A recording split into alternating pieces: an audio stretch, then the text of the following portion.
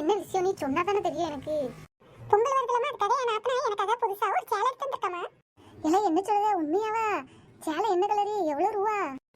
சேலை விலை 2000 ரூபாமா. கலர் பாத்தி என்ன அழகான கிளிப்பச்ச கலருமா. எனக்கு எடுப்பா இருந்துச்சுமா, எனக்கு ரொம்ப பிடிச்சிருந்தது பாத்தியா. எல்லாம் பரவாயில்லையே, உன் நாத்தனா உனக்காக இவ்வளவு விலை கொடுத்து சேலை எடுத்திருக்காளே, நீ பதிலுக்கு ஏதாவது செய்யணும்ல திருப்பி. அண்ணி அப்படியே ஏதோ சுவாரஸ்யமா பேசிட்டு இருக்கீங்களா? என்ன பேசிட்டு இருக்கீங்க அப்படி? வாமா மாலு, உன்னை பத்தி தான் ரொம்ப பெருமையா பேசிட்டு இருந்தா. அப்படியா? என்ன பத்தியா? அப்படி என்ன பெருமையா பேசுனீங்க நீ? அதுவா மருமவளே, நீ உன் அன்னைக்கு 2000 ரூபாய் கொடுத்து புடவை எடுத்திருக்கியம்ல, அதான் சொல்லிக்கிட்டு இருந்தா. ஆமா மாலு, அதை பத்தி தான் பேசிட்டு இருந்தோம். ரொம்ப அழகா இருந்தது புடவை. உனக்கு பொங்கலுக்கு புடவை எடுக்கணும்ல, அதுக்காக தான் பேசிட்டு இருக்கோம்.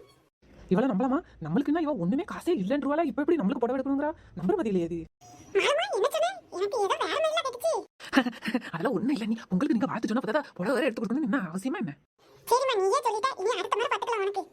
சரிம்மா, நான் வாரேன், வீட்டுல நிறைய வேலை இருக்கு.